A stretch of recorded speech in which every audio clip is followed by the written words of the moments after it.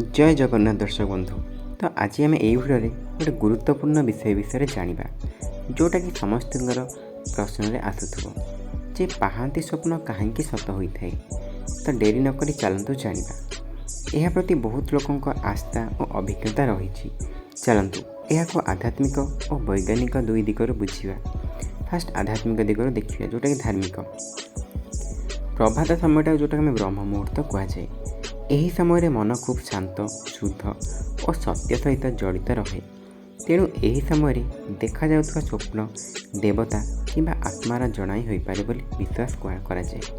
स्वप्न और भाग्यर संपर्क अनेक पुराण और ज्योतिष ग्रंथ में कहुए जे सकाळर स्वप्न शीघ्र सत होता है। आउ कौन ना सूचना माना जाए। एमिति स्वप्न अनेक समय भविष्यतर कौन घटनार इशारा देता है बोली लोकमान विश्वास करिथांती।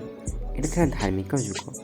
तापर वैज्ञानिक दिगरू देखा सकाळ अधिक हुए स्वप्न देखा जाए सकाळे यही अवस्था अधिक समय रहे जहाँफल से स्वप्न आम स्पष्ट भाव मन रखिपार। दुईरे कौन ना मानसिक संकेत सकाळ समय मन अधा सचेतन अवस्था रहे जार अपसचेतन मन में भय इच्छा भविष्यत भावना आधारित स्वप्न देखा जाए। से जदि आम से घटना को पर जीवन देखू आमको लगे से स्वप्न सत हो गला। आउ कौन ना स्वप्न और मन सामाजिक जोग केवे केवे स्वप्न आमर असचेतन मन में योजना आशा किंबा भयर फल होता है जहाँ आपणक दिनचर्या परिणत हो पारे। तेरे दर्शक बंधु चलतु यार पर गोटे छोटिया कहानी जाना। गाँव नाम थिला चंदनपुर। सेठारे थिला गोटे युवक ता ना थिला रवि। रवि गोटे गरीब चाषीर पुओ किंतु हृदय बड़ स्वप्न से निज जीवन में गोटे दिन धनी और सफल होगा चाहूला। गोटे दिन सकाळ समय सूर्य उदय पूर्व रवि एक अद्भुत स्वप्न देखिला। से देखिला गोटे वृद्ध महापुरुष तांको सामने आसी कहउछंती रवि तुम घर पछे जमी रे गोटे धन गुप्त अछि से धन मात्र तुम सत्य प्रयास रे मिलिबो। रवि निदर उठी पड़ी यह साधारण स्वप्न बोली भाविला किंतु मनरू भूली पारला नहीं। सकाळे से तांको पिता को से स्वप्नर कथा कहिला।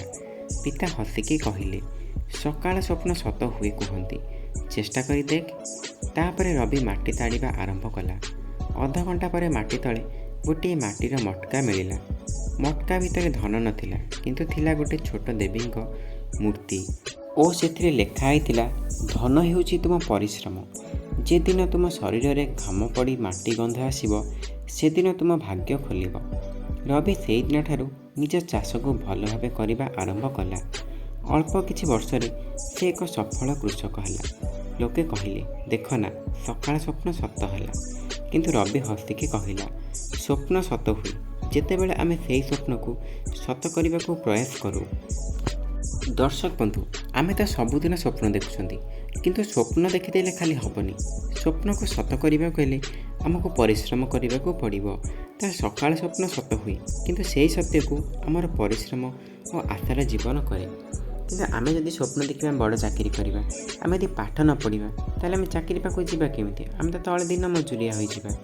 तो आपण मानक कहानीटी भल लगी निहाती गोटे गोटे लाइक शेयर एंड सब्सक्राइब करने को जमा भी भूलें। आ भिडियोटी को स्किप न करी शेष पर्यंत देखि आपण मानक बहुत बहुत धन्यवाद।